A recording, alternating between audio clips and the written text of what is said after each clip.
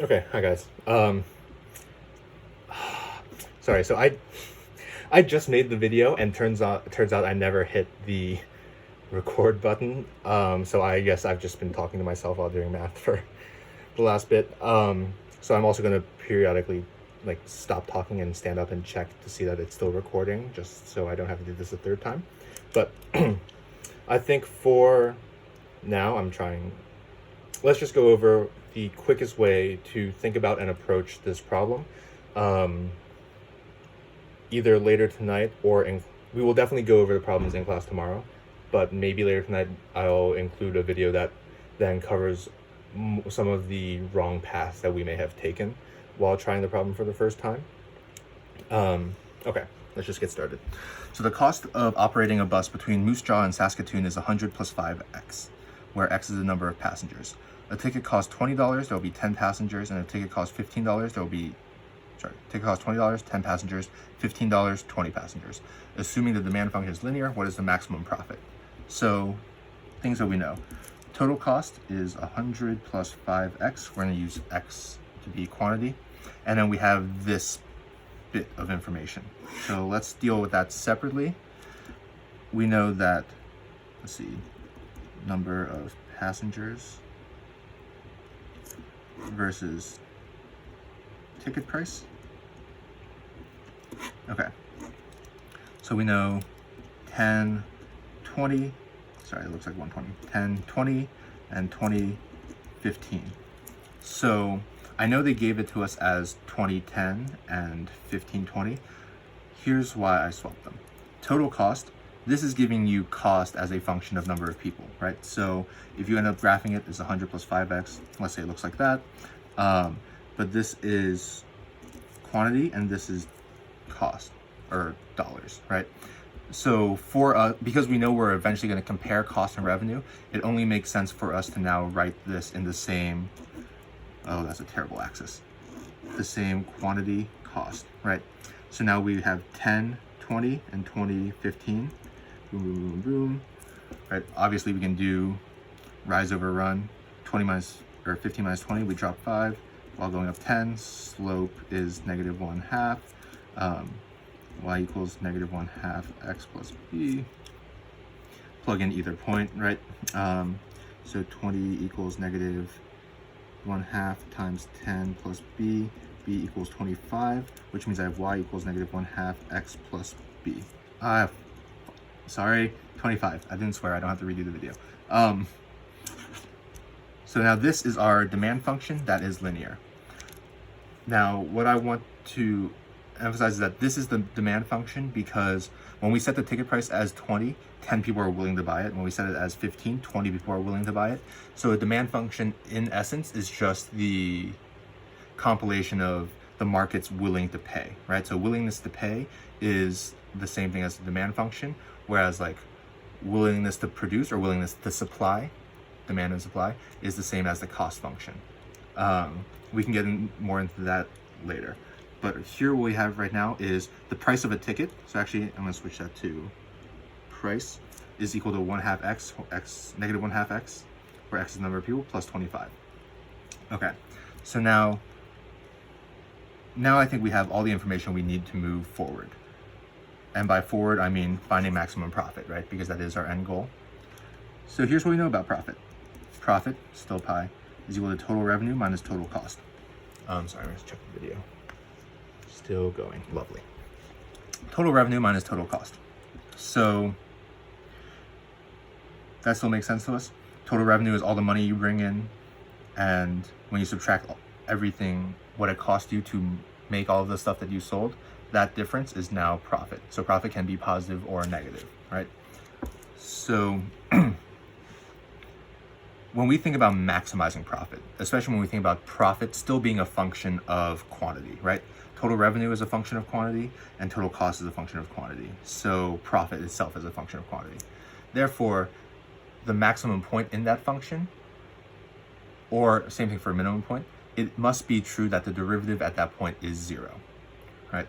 So let's just start here. If I take the derivative of everything, the derivative of profit, so however we choose to understand that, mainly as how much money we will make from the next item sold is equal to marginal revenue minus marginal cost.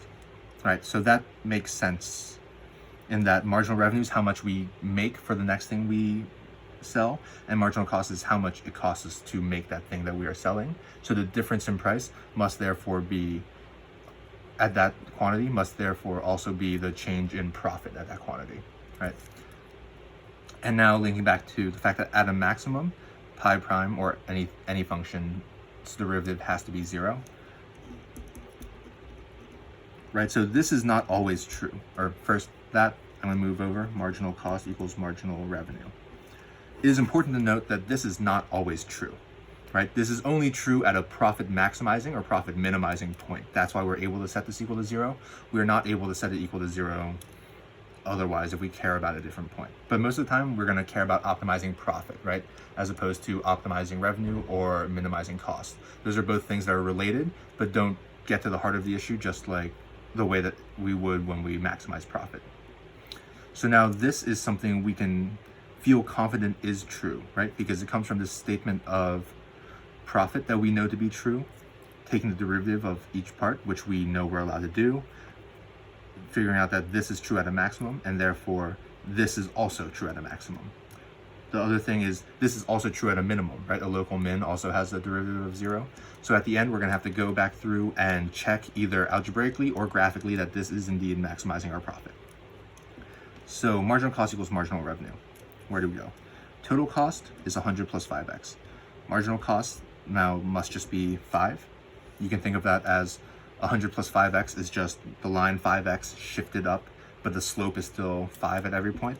Or you can take the derivative of 100, which is 0, the derivative of any constant is 0, and the derivative of 5x is just 5, right? So we have marginal cost. Marginal revenue, we have to start with total revenue, right?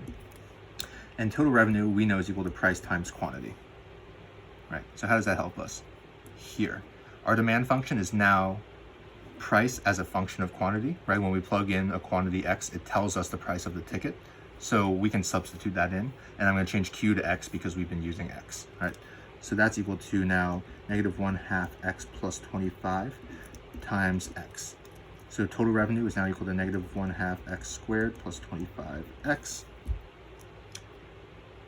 which means marginal revenue, we can just use the power rule now, right?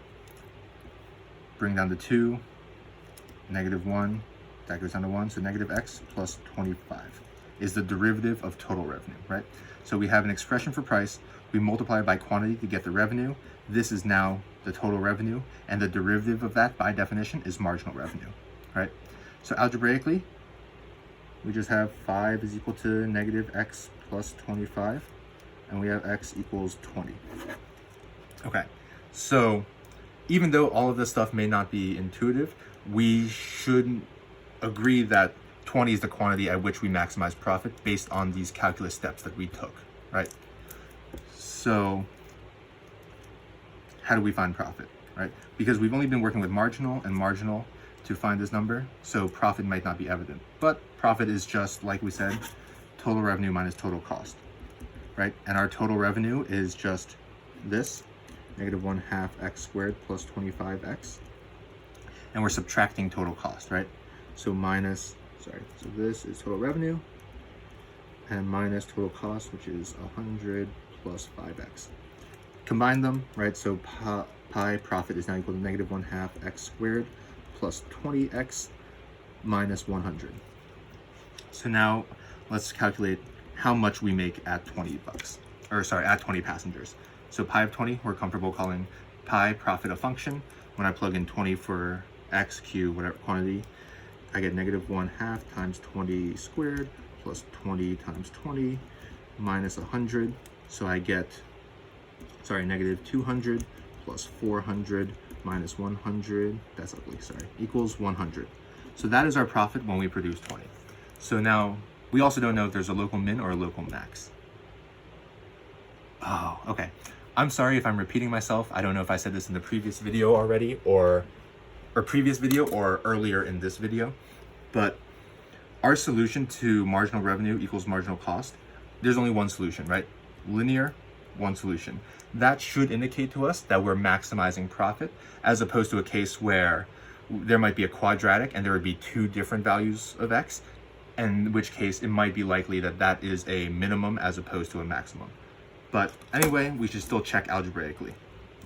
So let's look at 19. Now I have negative 1/2 times 19 squared plus 20 times 19 minus 100. 19 squared is 361, so negative 180.5, right? Plus 380 minus 100, so you can think of that as, boom, 280 to 80.5 is equal to 99.5. So what this tells us is that our profit when we have 19 passengers is 99.5 versus 100.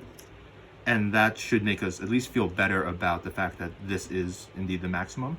I'm gonna head to dinner, but also want you guys to think through this. I will try to make another video, or again, we will definitely go over this in class as well, but try to figure out what other approaches people tried and why maybe it didn't get us to this point as quickly.